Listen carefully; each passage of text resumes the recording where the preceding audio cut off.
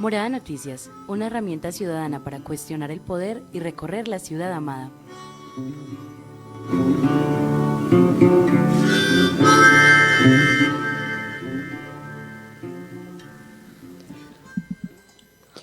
Muy buenas tardes, los saludamos desde la cabina de Morada Estéreo, transmitiendo para ustedes desde la 13 San Javier, con nuestros hermanos aliados de Latina Estéreo por la voz de las estrellas 1290M. Hasta allá llegan nuestras ondas. También se pueden conectar a través de morada.co y vernos en el Facebook Live en Morada Colectivo.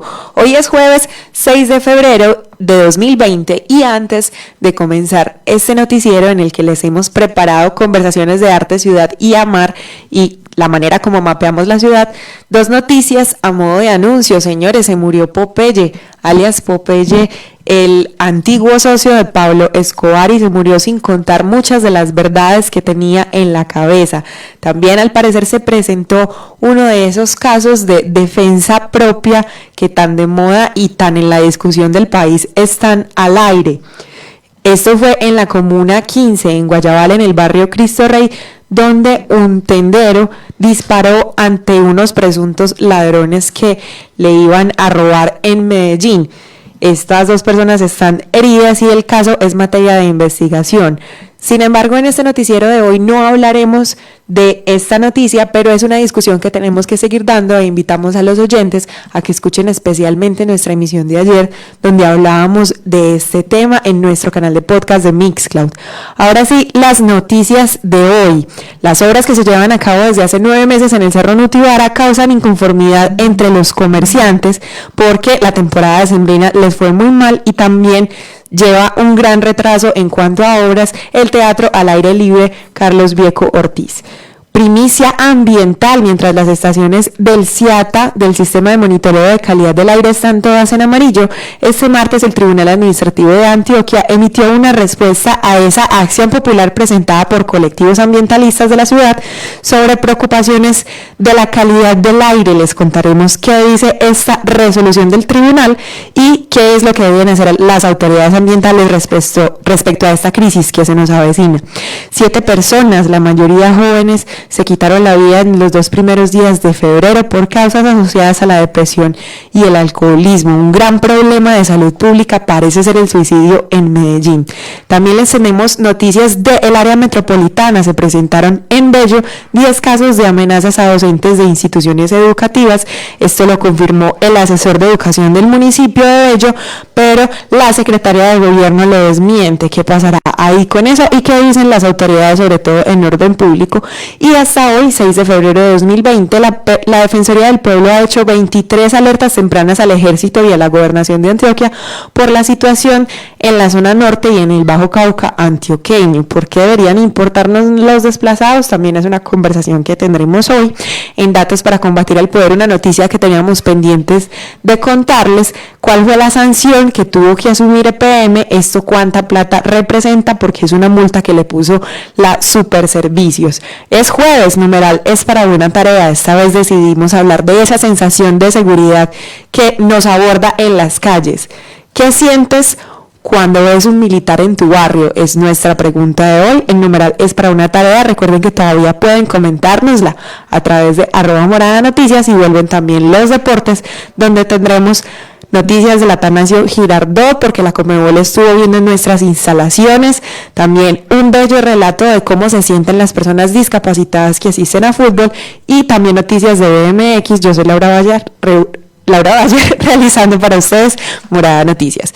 Yorani Alzate, buenas tardes. ¿Qué nos contás por allá del Morro, de ese cerro tutelar que nos trae de tu reportería de ayer? Claro que sí, Laura. Lo que pasa en el Morro es que desde el año pasado se están llevando a cabo unas obras que tiene afectado a los comerciantes, porque se tenía predispuesto que las obras iban a entregarse a principios de diciembre, pero como es raro, se atrasó más la entrega, lo que perjudicó mucho a los comerciantes, y a su vez como que se les dijo como unas mentiritas frente al tema y les cambiaron los acuerdos pactados.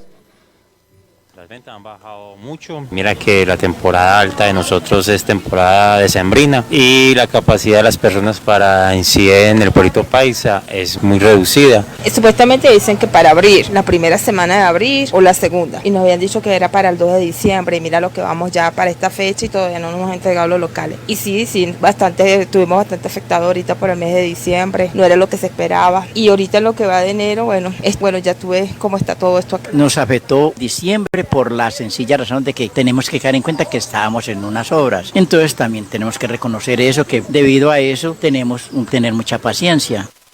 Como dicen pues los comerciantes, sí, se están adecuando el espacio para los turistas y para ellos también. En cuanto a lo otro, el pueblito paisa como tal no tiene pues una administración hace ya algunos años. Cada gremio gestiona por su cuenta propia las necesidades. Por eso Patricia Alfonso, la secretaria de la Junta Directiva de la Asociación de Comerciantes, nos contaba que la parte estética del lugar gusta mucho, pero que aparte de eso han tenido pérdidas del 100%, que han habido días en que no venden ni una botella de agua, y otra cosa es que no les van a cumplir con lo que se pactó desde un inicio. Personalmente opté por trabajarlo las temporadas. Diciembre no fue lo mejor, pues no estamos muy conformes porque nos habían hablado de que no nos iban a subir a la parte de arriba del pueblito, pero que íbamos a quedar en unos locales mucho más amplios, porque los que teníamos eran de 2x2, entonces nos habían dicho que iban a quedar de 3x3. Eso a nosotros nos hizo más flexibles ante esa situación, pero en el transcurso del trayecto se fueron cambiando los papeles y la idea es unirnos, de pronto poner una acción tutelar y de todo mirar qué mecanismos podemos ubicar y a qué entes acudir a modo de que hagan una veeduría y se pongan de nuestro lado.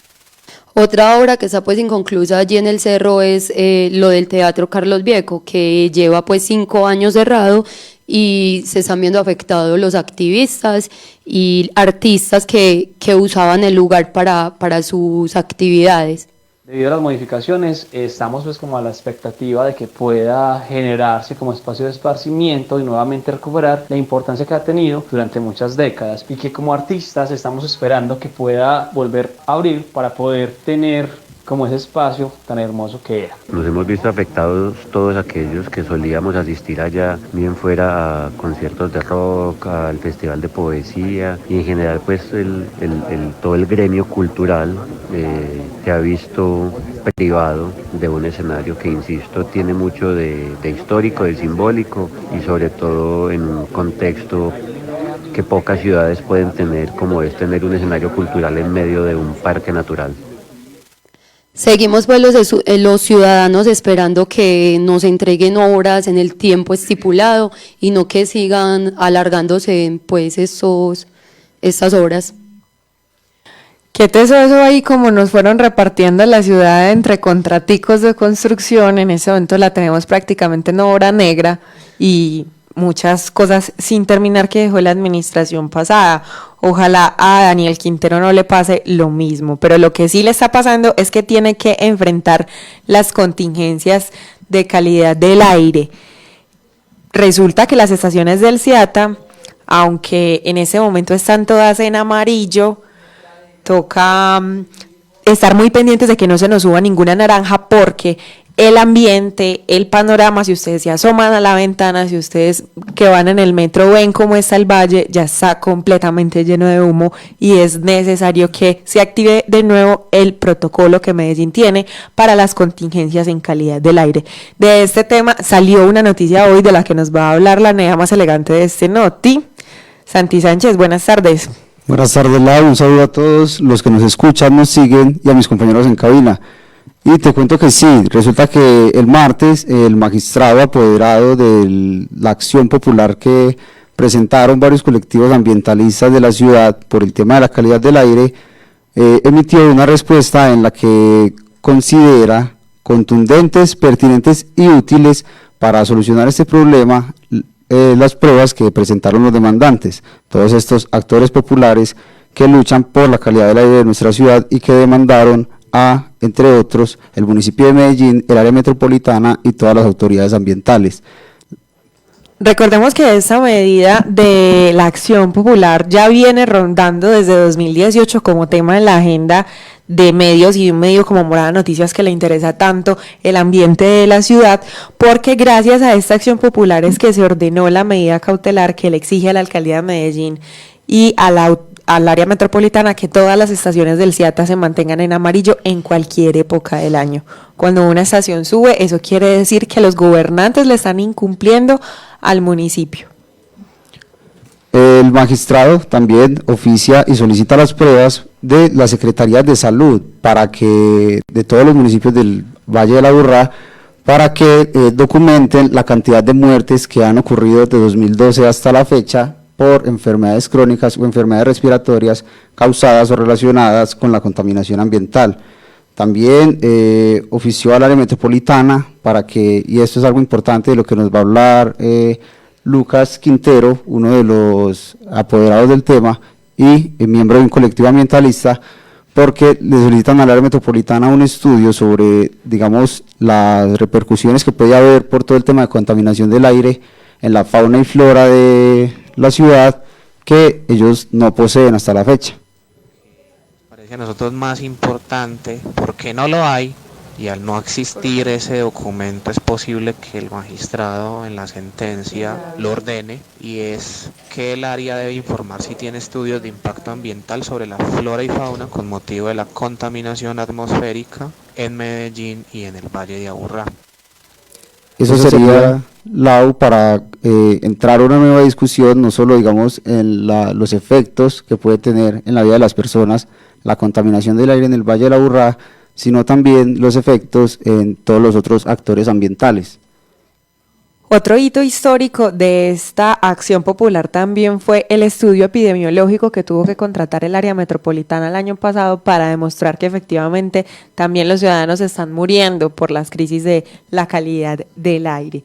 Otra de las crisis grandes que tiene Medellín es un tema de salud pública y sobre todo salud mental, algo que por lo general ignoramos, no consideramos un psicólogo tan necesario como un médico. Buenas tardes a Andrés, alias Ay Tormenta.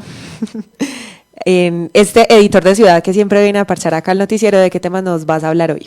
Hola Laura, hola a todos nuestros oyentes. Les vengo a contar que en 48 horas 7 personas se suicidaron en Medellín. La mayoría de estas eran jóvenes y se quitaron la vida en los 2 primeros días de febrero por causas asociadas a la depresión y el alcoholismo. Estas muertes activan las alertas en las autoridades municipales en cabeza del alcalde Daniel Quintero. El alcalde habló sobre el tema y dijo que debido a factores como el alcoholismo y la drogadicción, la depresión ha llegado a muchas familias de Medellín. Por eso se hizo un llamado a los padres de familia para estar atentos a la salud mental de sus hijos, ya que en la mayoría de los casos se pasa por alto los comportamientos al pensar que es un estado normal de la edad. Por parte de la alcaldía se implementará una política de salud mental. El suicidio es una problemática de salud pública que se debe abordar de manera integral. En la ciudad, cada año se quita la vida de entre 160 y 180 personas. Por cada suicidio que se consuma, hay entre 10 y 20 personas que intentan quitarse la vida. Este problema de salud pública viene creciendo en los últimos años en Medellín. De acuerdo con cifras de la Secretaría de Salud, entre 2014 y 2019, la tasa de mortalidad por suicidio pasó de 5 a 7 personas por cada 100.000 habitantes. Con corte el 31 de octubre del año pasado, el sistema de vigilancia epidemiológica, Para explicarle a los oyentes, epidemiológico es eso que se relaciona con la palabra epidemia, con el asunto de enfermedad, una enfermedad que sufren varias personas, y eso es lo que estudia la epidemiología. Reportó 1.907 casos de intentos de suicidio, que equivale a un promedio de 6 intentos cada día. La invitación que hace la Personería de Medellín es a que el problema se atienda de manera oportuna, derrumbar las barreras administrativas que muchas veces entorpecen los procesos o evaden el diagnóstico que posibles enfermedades puedan tener psiquiátricas. Gracias, Andrés, por este prontuario con la noticia infortunada de que perdimos tanta cantidad de vidas los 2 primeros días de febrero, que sin duda pues alerta a las autoridades como la personería, la alcaldía, y a nosotros nos tiene que inquietar mucho. Yuri.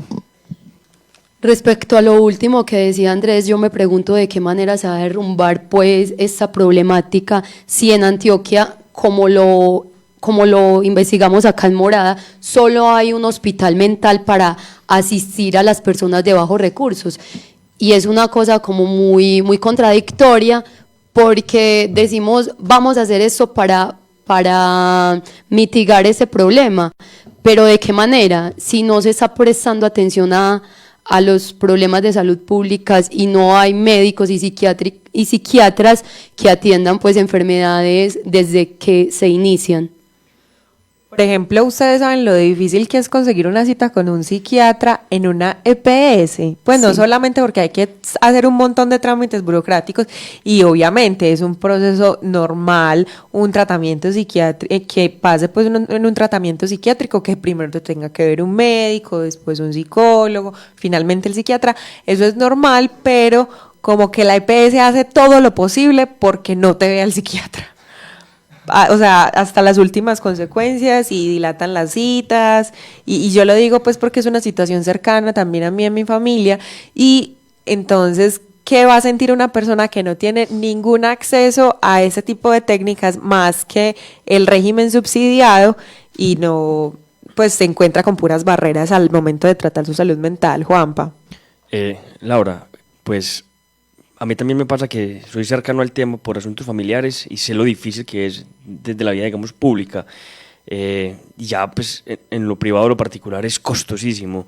Creo que tenemos que darle un enfoque diferente a este asunto como salud pública, a la ciudad, y entender que no tiene que ser tabú, que los problemas de las enfermedades mentales hacen parte de cualquier enfermedad, como lo puede ser un cáncer, una diabetes, y que hay que atenderlos y que hay que estar muy, muy, muy pendientes de estos problemas para evitarlos.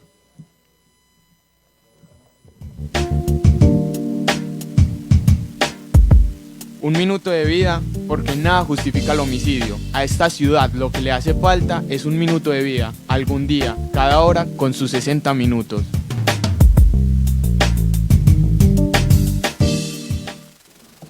El día de ayer fue un buen día en Medellín, no se presentaron casos de homicidio. Sin embargo, dedicamos un minuto de vida por 30 personas que hemos perdido a causa de la violencia homicida en este 2020. 30 seres amados que nos harán falta, que tenían familia, que tenían hijos probablemente, que tenían padres, que tenían amigos, que tenían sueños como nosotros y por eso le harán falta a la ciudad. Por ellos y también por las 66 personas que a esta misma fecha, pero en el año pasado, se habían muerto asesinadas, dedicamos un minuto de vida.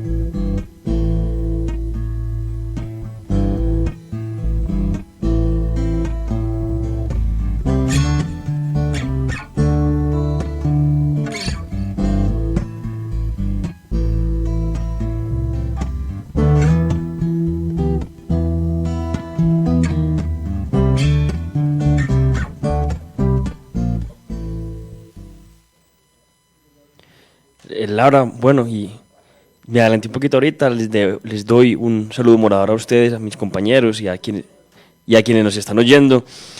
Y bueno, hoy estuvimos en una rueda de prensa con el alcalde de Bello averiguando sobre lo que sucedió, de las amenazas que tienen unos docentes del municipio. 10 docentes del municipio fueron amenazados y esto lo confirmó el asesor de educación del municipio, Néstor David Restrepo Bonet. Entonces quisimos preguntar qué había pasado y nos encontramos con algo un poquito curioso, y es que la secretaria de gobierno del municipio, que estaba en la rueda de prensa, dijo que no tienen información, que ellos desde la Secretaría de Gobierno no tienen información y que por lo tanto no hay ningún docente amenazado.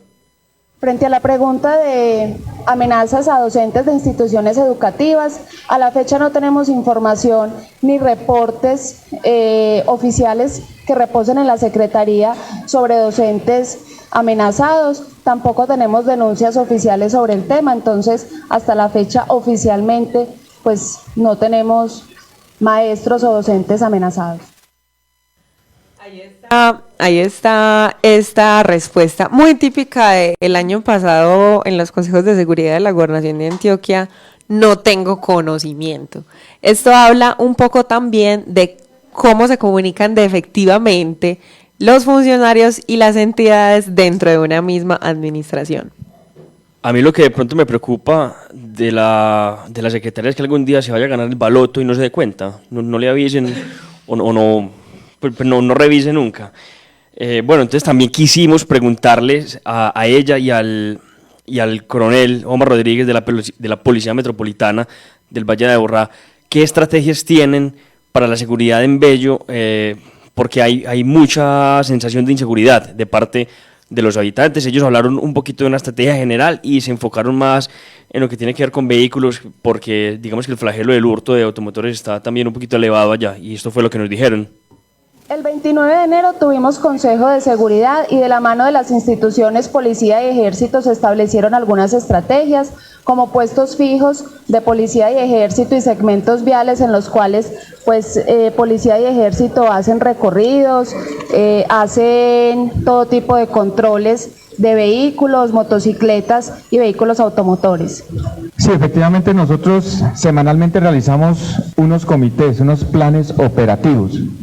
Esos planes operativos participa de acuerdo a donde vamos a realizar los planes, participan las autoridades, Secretaría de Seguridad, de Salud, de Movilidad, de nuestro Ejército, Fiscalía. Bueno, participamos, es un comité interinstitucional donde planeamos los servicios. Bueno, vamos a ver qué viene para Bello, porque en la rueda de prensa, no muy diferente a todos los alcaldes y gobernadores, lo que dijeron es que las cosas están muy bien, que enero fue el mes con menos homicidios en la historia, 28 días sin homicidios, una gran cantidad de detenidos y pues vamos a ver, según el alcalde, todo está muy bien en Bello, pero le están amenazando profesores y ellos no tienen ni idea de qué está pasando. Es que todo está bien en Bello, lo importante es eso. Para los oyentes que no lo saben, Andrés, nuestro editor de ciudad, vive en el barrio París. Contanos cómo es llegar después de que saliste de Morada por la noche allá.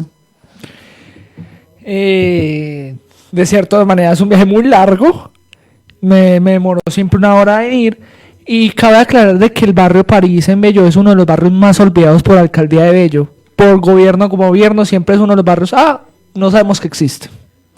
Y hay un dato muy interesante de allá, de que, por ejemplo, entre todas las cosas que pasan allá, hay una vía, que prácticamente es la principal, que aparece pavimentada 18 veces. Y lo peor es que está dañada. O sea, las autoridades dicen que ha sido pavimentada 18 veces y realmente no. Quién sabe qué estará pasando en el barrio París, pero ya que Andrés está en ese nodo de editores de ciudad por allá, les vamos a contar más historias de ese barrio que tiene también como conflictos limítrofes porque limita con la Comuna 6 de Medellín y es como si nadie se hiciera cargo de él. De lo que tampoco nadie se hace cargo es de la situación de violencia en Antioquia, porque al día de hoy, como les conté en los titulares, el departamento ajusta 23 alertas tempranas. Una alerta temprana es algo que la Defensoría del Pueblo le dice al Ejército y a la Gobernación: hey, mire, esto está pasando, esto es importante que le ponga atención, y básicamente lo que está pasando es que están matando a todo el mundo, están matando a los líderes sociales del Bajo Cauca, también del norte antioqueño, y hay muchísimos desplazamientos. Uno que contamos la semana pasada, que fue hace 2 semanas en realidad, que fue el del corregimiento del Guaymaro en Tarazá, y este asunto es delicado y tiene que ver con nosotros también en la urbe, porque Andrés, y te hago la pregunta a ti como joven, ¿por qué deberían importarnos los desplazados? Porque, primero, por un tema de empatía, porque ponerme en la situación de él, si a mí me pasa lo mismo, ¿qué? Y Yo creo que lo que estás buscando de pronto es que también los desplazados que llegan de otros municipios de Antioquia aquí a Medellín deben ser atendidos por la Secretaría de Inclusión Social, Familia y Derechos Humanos, una de las secretarías más álgidas de este municipio, porque pues tiene que encargarse de absolutamente toda la inversión social. Entonces, mientras más personas refugiadas y desplazadas lleguen a Medellín, más difícil va a ser repartir ese recurso público que tiene que atender las necesidades sociales de toda la ciudad. Respecto a esto, ayer Juan Pablo estuvo también conversando con la gente del Ejército, específicamente con el general Ramírez de la séptima, Juan Carlos Ramírez de la 7ª División del Ejército, es decir, de la 4ª Brigada, para preguntarle cuál era, y específicamente le hicimos esta pregunta, cuál era su estrategia para desmantelar las estructuras paramilitares en el Bajo Cauca. En el Bajo Cauca, en el Nordeste, en el Magdalena Medio y en el Urabá antioqueño seguimos adelante con la estrategia diseñada por el señor presidente de la República, que empezó el año anterior con operaciones en profundidad, y este año hemos determinado llegar a centros poblados que no tenían autoridad ni tenían presencia institucional. Allá habrá soldados que antes escuchábamos soldados de mi pueblo, hoy vamos a escuchar soldados de mi centro poblado, soldados de mi corregimiento o soldados de mi caserío, donde veremos soldados y policías haciendo seguridad ciudadana en esos centros poblados. Pero no será solo un control militar y policial, es un control militar y policial que pasará a un control institucional, especialmente en el Bajo Cauca, a través de la línea Futuro, con la zona Futuro del Bajo Cauca. Esto fue lo que nos dijo el general de la 7ª División del Ejército, y nosotros tenemos un amigo cercano de Morada que al mismo tiempo trabaja en el proceso social de garantías para defensores y defensoras de derechos humanos en Antioquia, Oscar Yesid Zapata. A él le dijimos esta mañana, ¿usted qué piensa de lo que nos contestó el general Ramírez? Que en las veces que hemos conversado con el general hay una buena disponibilidad de él para tratar de llegar a los territorios. Sí sentimos varias preocupaciones, no existe una política pública de parte del gobierno nacional para el desmantelamiento del paramilitarismo. Eso lo hemos conocido porque la Comisión Nacional de Garantías de Seguridad, que fue uno de los acuerdos del proceso de paz, ha sido frenada por parte del Ministerio del Interior y parte de la Presidencia de la República para quitarle esa función. Nos preocupa es que esta sea una excusa para que se continúe fortaleciendo estos grupos paramilitares en el territorio colombiano. En segundo lugar, el territorio del Bajo Cauca, principalmente, a pesar de estas nuevas estrategias de parte de la fuerza pública, la situación sigue igual. De hecho, después de la masacre ocurrida el 16 o el 17 de enero, por lo menos 30 familias han salido del Guaymaro por miedo. Lamentar mucho que la única respuesta del gobierno nacional sea la presencia militar a una población que ha estado empobrecida históricamente, ha estado aislada, ha estado completamente ausente de las políticas públicas, y a eso ha influido directamente en las condiciones de la calidad de vida de todas estas comunidades.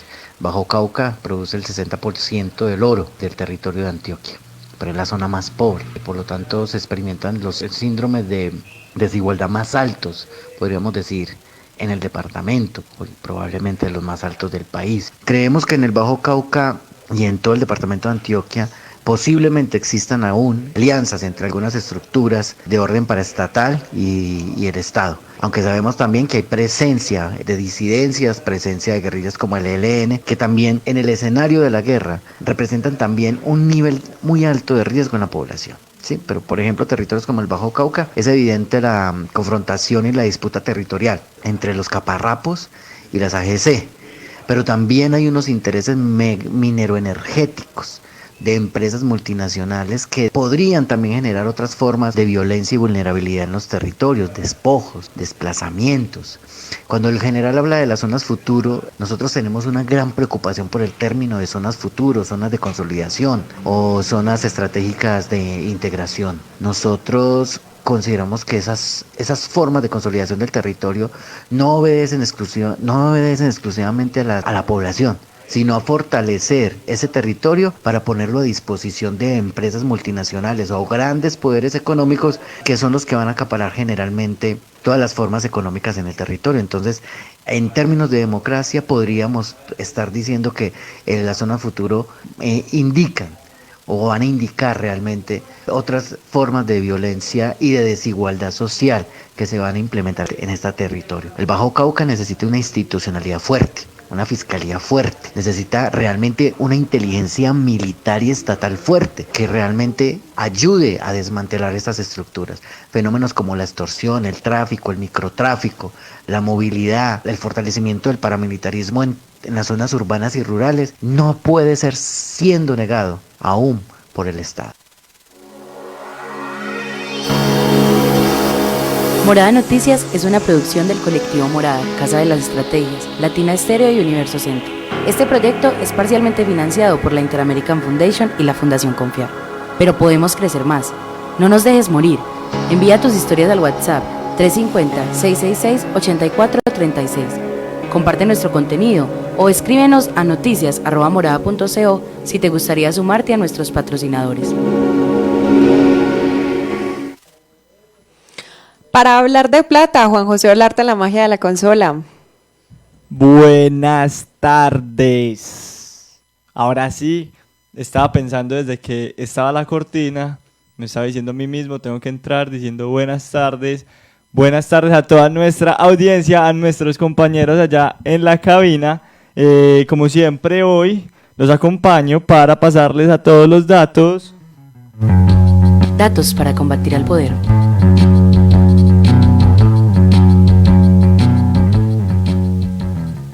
Así es, entonces hoy en nuestros datos para combatir al poder les voy a contar sobre la sanción que tuvo que asumir EPM el pasado mes de enero por la deficiencia en la prestación del servicio de energía en los últimos trimestres del 2015 y el 2016. La multa impuesta supera los 1.425.770.000 pesos. 1.400 millones, un 1, un 4 y 8 ceros. Toda esa plata porque al parecer los niveles de la satisfacción del servicio bajaron notablemente. La cosa es que el comparativo lo hicieron con las referencias de los años 2006, 2007 y 2008. Por eso EPM apeló la decisión que tomó la Superintendencia de Servicios Públicos Domiciliarios y está ahí en la esperita, pues haciendo la fila para ver si le logran devolver alguna cosa pues de esa plata. Entonces, como siempre, las buenas comparaciones. ¿Qué podríamos hacer si tenemos un 1 con un 4 y 8 ceros ahí en el banco quietecitos? Bueno, digamos que yo, Juan Olarte, soy un pelado bien amable y con unas ideas bien locas, entonces me voy a poner a invitar a todos los que se llamen Juan en Colombia a que se motilen donde un parcero, el Panda, que cobra 10.000 pesitos por la motilada. Entonces les cuento que mi idea daría para cubrirle la motilada a 142.000 Juanes. Todos, pues casi, me imagino yo que todos los de Colombia les daría para motilarse. Ahora bien, pues una motilada con barba en una barbería normal, pues o sea, sin amistades de ningún tipo, está costando unos 18.000 pesos. Con esto motilo a 79.166 Juanes de todo el territorio. Ahora, si estos Juanes, como yo, quieren verse bien elegantes, bien parchados y tienen el pelo largo para hacerse unas trenzas de 35.000, tendría entonces la oportunidad para invitar a 40.700 tocayos.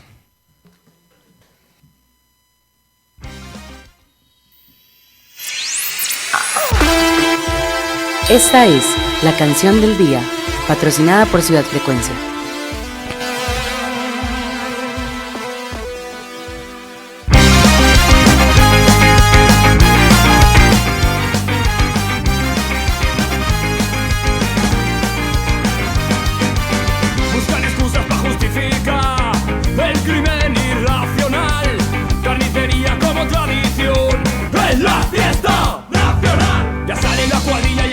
Matador, con sangre en sus manos, verdugo de profesión, entendidos que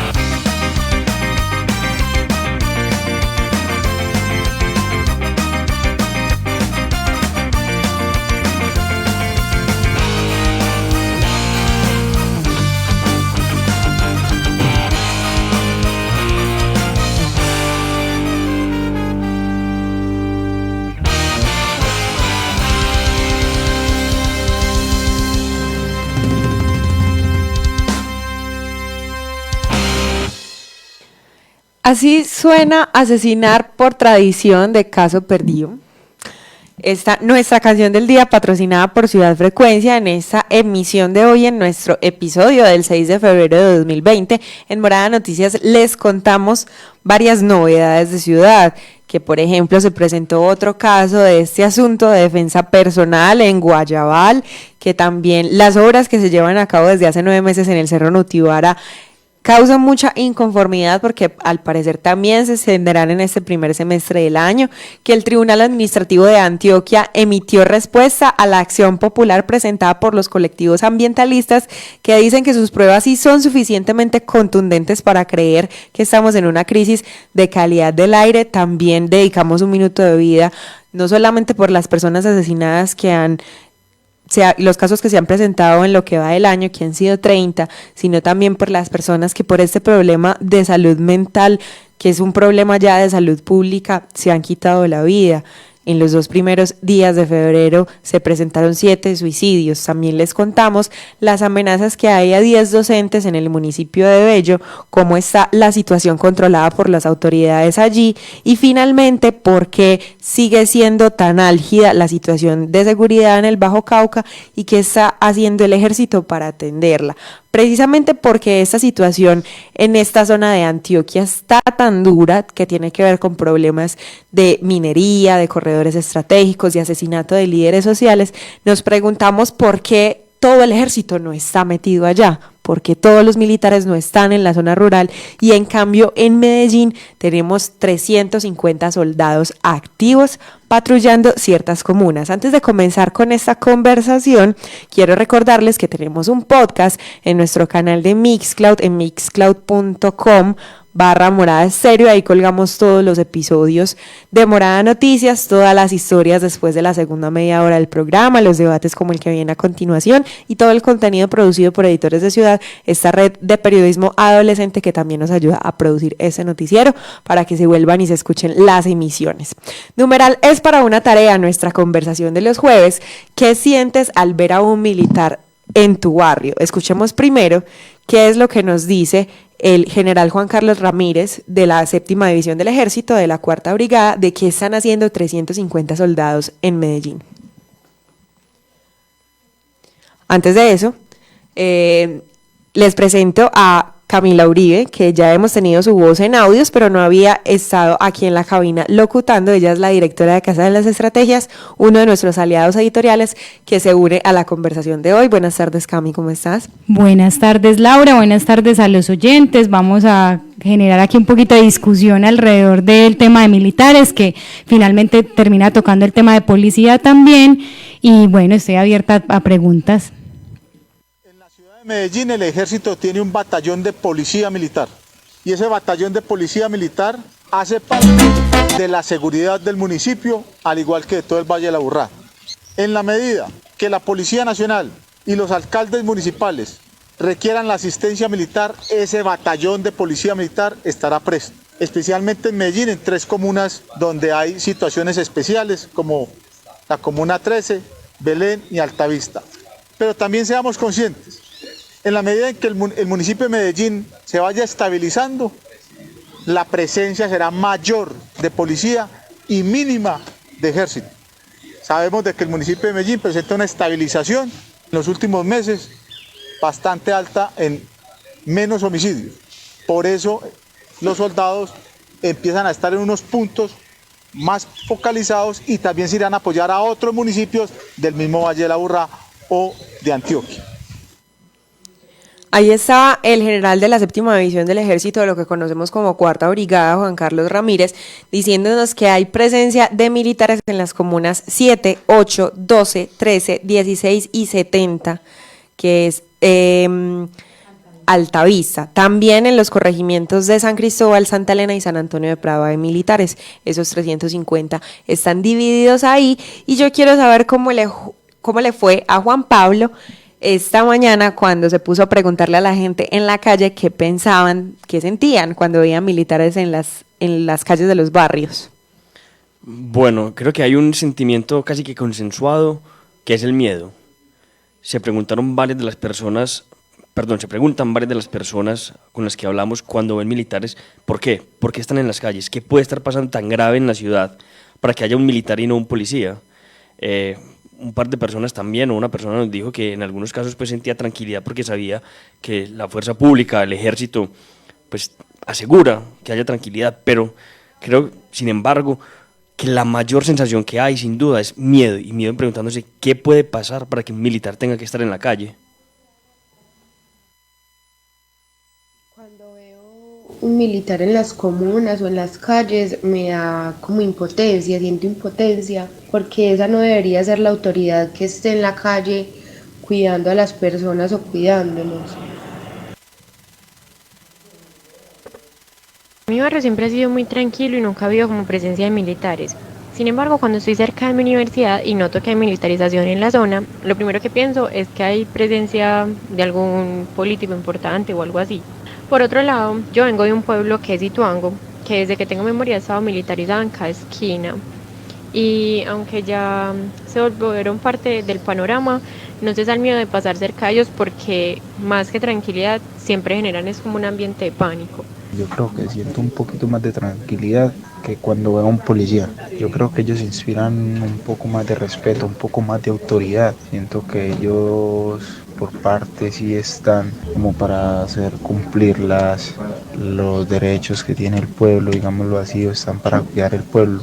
Y vuelvo y lo repito, siento mucha más tranquilidad que al ver un policía. Y también muchas veces miedo por lo de la libreta militar, pero no, eso no como que ya no afecta mucho. Cami, ante el conflicto en las calles, en los barrios, en las comunas, ¿qué hace diferente un policía o qué hace diferente un militar? Es decir, ¿cómo procede cada uno para saber si lo que necesitamos en nuestras periferias, en nuestras colinas, sí son militares?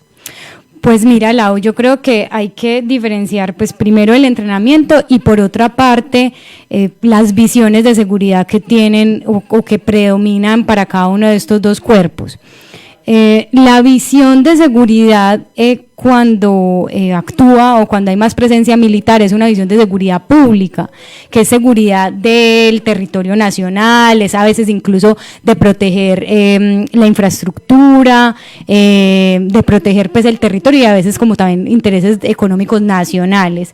En cambio, la visión de seguridad ciudadana está más enfocada a un tipo de policía, que es incluso un tipo de policía como la que tiene Colombia, que bueno, es un modelo que se tiene que seguir reinventando, pero es un tipo de seguridad que es más para la integración de agentes que tienen que ver con el tema de seguridad, dígase comunidades, alcaldías, el cuerpo de policía, pero entonces que están articulados para prevenir, digamos, como distorsiones o problemas de tranquilidad, de convivencia y de seguridad en las zonas urbanas.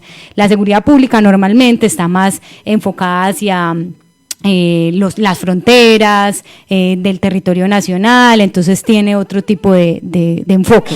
Ahora, el entrenamiento también, el entrenamiento militar es un entrenamiento castrense, es un entrenamiento que es para defender, para atacar, para reaccionar, mientras que el entrenamiento policial, como es una fuerza civil, pues armada, pero civil, es un entrenamiento más de prevención, de trabajo permanente con las comunidades, de presencia. Entonces, ahí esas son las diferencias que hacen que uno no le cuadre mucho que haya militares en un espacio urbano.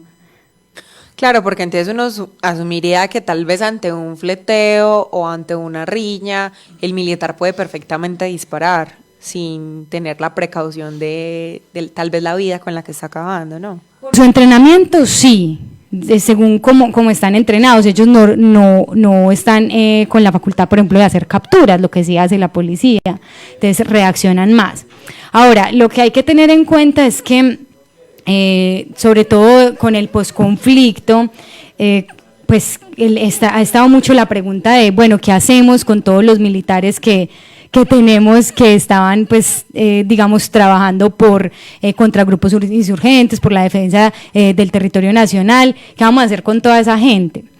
Y pues debido a que aumentó la violencia en las zonas urbanas, sobre todo las capitales de Colombia, de los departamentos de Colombia, pues se ha creado un comando de apoyo a operaciones urbanas. Esto es un comando militar, pero que está apoyando operaciones urbanas. Eso tampoco cuadra mucho, pero digamos en teoría ellos están bajo las órdenes del cuerpo civil, o sea, de la policía, entonces están ahí trabajando conjuntamente.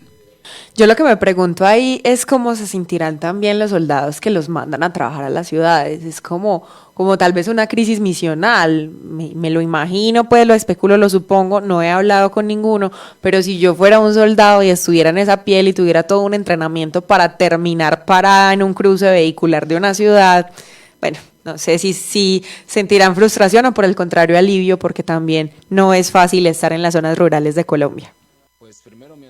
Porque eso sería sinónimo de que el barrio tiene pues como una situación grave. Sin embargo, también es ver que hay presencia del gobierno en lugares en donde hay situaciones críticas y pues nos estarían amparando para que la sociedad pues no se vea afectada con esa violencia urbana, sino que por el contrario pues todo vuelva como a la normal. Tengo dos sentimientos encontrados. Primero, pues es el miedo, porque al ser un rango más alto que la policía, uno considera que está pasando algo más grave, que no se trata de un simple atraco o pues de pronto de disparos o algo, sino un secuestro, una bomba, alguien importante pues que tenía que ser atrapado. Entonces son cosas que se cuestiona uno y sí le da a uno como más miedo. Pero también pues está la tranquilidad, porque muchas veces hacen operaciones o cuando algunos barrios están pues como en conflicto, al estar ellos pues le brinda a uno un poco más de seguridad. Pero lo primero que se genera es el miedo de que algo grave está pasando. Cuando yo veo un militar en mi barrio o cercano o en la ciudad, siento seguridad de transitar por ese sitio, pero al mismo tiempo me da mucho miedo de que algo malo pueda estar pasando y por eso estén presentes en ese momento en ese sector.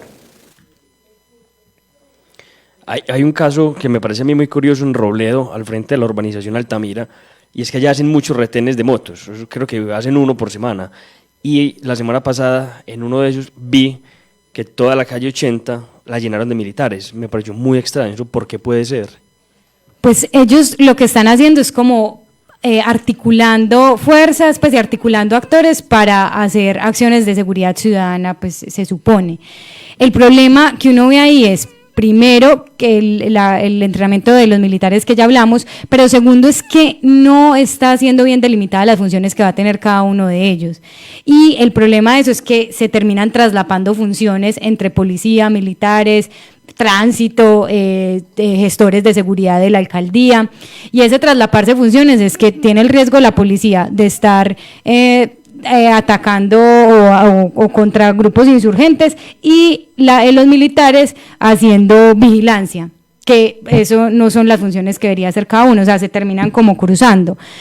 Yo creo que igual es importante diferenciar entre la presencia militar y las operaciones militares, que es también lo que nos genera ese miedo de uno ver un militar y lo que está haciendo acá, pues será que van a meterse aquí y va a pasar algo más catastrófico. Entonces ellos están pues las operaciones que son pues planeadas, no sé qué, y la presencia. Esa presencia se está volviendo como parte del paisaje en los barrios de Medellín, y eso lo que está generando es miedo. A pesar de que no sea una operación militar, eso genera miedo, porque sabemos que para qué han sido utilizados los militares en las zonas urbanas, sobre todo en Medellín, normalmente. Entonces este traslapamiento de funciones es lo que es muy peligroso en esa articulación entre, por ejemplo, policía y militares. Gracias a Camila Uribe por esta explicación de cómo se dividen estas dos fuerzas públicas. También recordamos que si nos aplasta mucho el corazón cada que vemos un militar acá en la Comuna 13, pues recordamos Mariscal, recordamos Orión, y es una discusión que tenemos que seguir dando.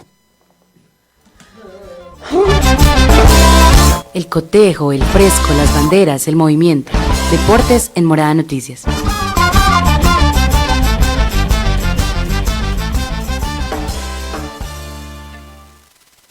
Buenas tardes, yo soy Yurani Alzate, no los había saludado. Como siempre, un saludo muy grande a los oyentes y a los que nos sintonizan por Facebook Live, en especial a Joan, que siempre nos sintoniza. Saca la hora ahí. de almuerzo.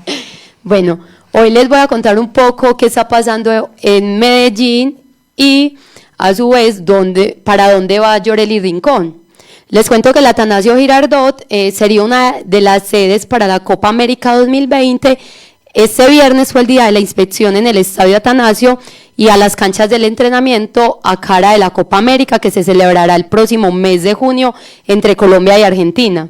El encuentro se hizo con la presencia de Diana Toro, directora del INDER de Medellín, y funcionarios de la Conmebol. Se estableció que se necesita una zona grande VIP para poder ubicar a los invitados especiales y también construcciones cercanas para que sea más cómodo el acceso. Por otro lado, Yorely Rincón comenzó el 2020 con el anuncio de su fichaje en el equipo más importante de toda su carrera. A sus 26 años acaba de ser presentada por uno de los gigantes de Europa, el Inter de Milán. Recordemos que Yorely pasó por Patriotas Boyacá y el Atlético Huila, con el que ganó la Copa Libertadores y el Campeonato Nacionales. Otro deporte que nos interesa es que la noche de los mejores, que premia a los deportistas más destacados y disciplinados del 2009, se llevó a cabo el martes 4 de febrero en el Museo de Arte Moderno. Allí la Comisión Antioqueña de Bicicross premió a los más destacados. Los deportistas galardonados fueron Nicole Foronda, Oscar Fernández, Laura Restrepo, Gabriel Castrillón y Daniel Restrepo, campeones nacionales. También se hizo un reconocimiento a Rafael Pérez, una persona que dedicó toda su vida al bicicross, siendo narrador y vocero para la construcción de varias pistas acá en Antioquia. Por otra parte, vamos a conocer un poquito cómo se vive el fútbol desde las gradas de las personas en situación de discapacidad. Les contamos que hablamos con 3 señores que asisten al estadio en situación de discapacidad, y ellos hablaban un poco de lo que, cómo se viven, qué sienten y las adecuaciones que de pronto le falta al Atanasio Girardot en ese momento para integrarlos a ellos más como visitadores de ese espacio. Tengo atrofia espinal desde de nacimiento. Es una enfermedad que deteriora todo el sistema muscular, neuromuscular. Al estadio voy más o menos desde que tengo 9, 10 años, que me empezó a llevar mi madrina, y ya pues discapacitado después del accidente, llevo por ahí 20 años más o menos yendo al estadio. Ya después de accidentado ya empecé a ir solo. En el Atanasio hay un equipo que se concientiza a la hora de analizar las circunstancias por las que pasan muchas personas en situación de discapacidad.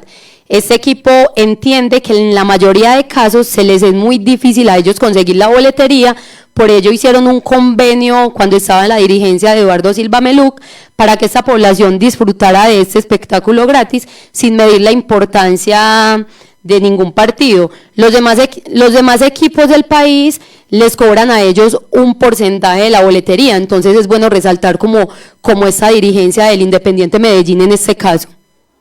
La experiencia que se vive dentro de la cancha no se compara con la experiencia que se vive viéndolo a través de un televisor. Yo vivo en el barrio Villahermosa, pues para ir al estadio. Arranco pues por ahí 2 horas antes de la hora que sea el partido. Es como es fácil la entrada, entonces no hay problema. Ya pues tantos años yendo, ya somos como una familia. Nosotros vivimos muy agradecidos con la actual dirigencia del Medellín en cuanto al trato que nos dan por parte de la administración del estadio.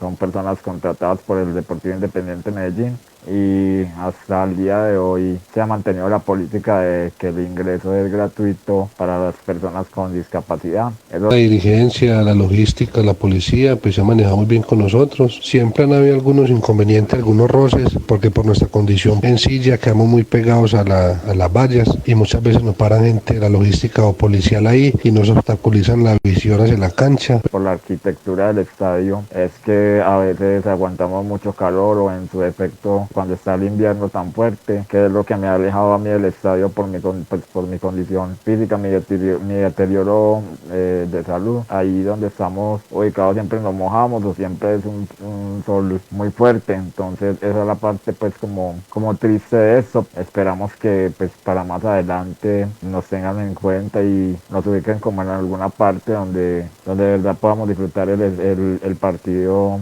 más tranquilamente. Respecto a eso que acabamos de escuchar, solo nos queda decir que debemos de pensar la ciudad y los espacios para los diferentes tipos de población que hay en nuestro país. Y es que si bien ya en las obras de infraestructura se piensa en las personas con situación de discapacidad, aún quedan muchos espacios como el Estadio Atanasio Girardot que deben de ser intervenidos para asegurar y facilitar el disfrute de ellos. Se busca, se vende, se truequea. Lo conectamos con otros para resolver lo que necesite. Para terminar esta emisión de Morada Noticias, ¿cuál es el parche beligerante para hoy, Santi?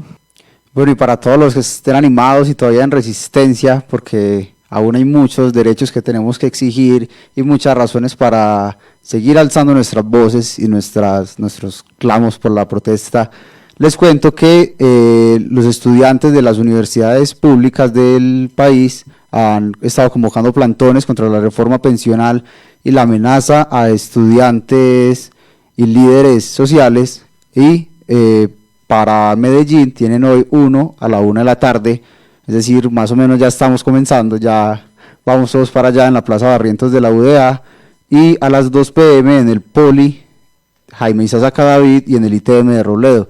Los estudiantes de estas instituciones educativas han estado muy comprometidos con el paro y también han rechazado la decisión del Comité del Paro de convocar para el 25 de marzo. Gracias, Santi, por esta invitación. Por supuesto, les contaremos qué pasa con estos plantones, porque también desde la Personería y la Secretaría de Seguridad han dicho que están preparados, pues cada uno con sus competencias respecto a la ciudad, pero tenemos que seguir garantizando el derecho a la protesta.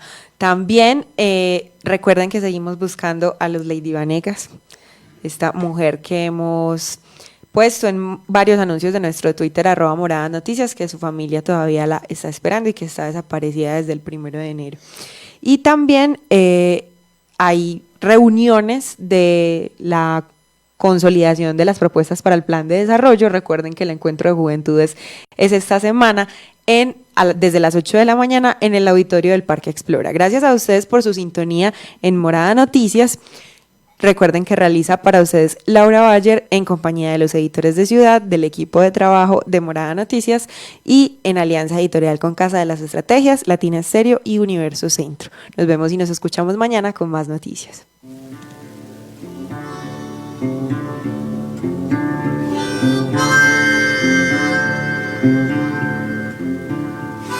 Morada Noticias, una herramienta ciudadana para cuestionar el poder y recorrer la ciudad amada.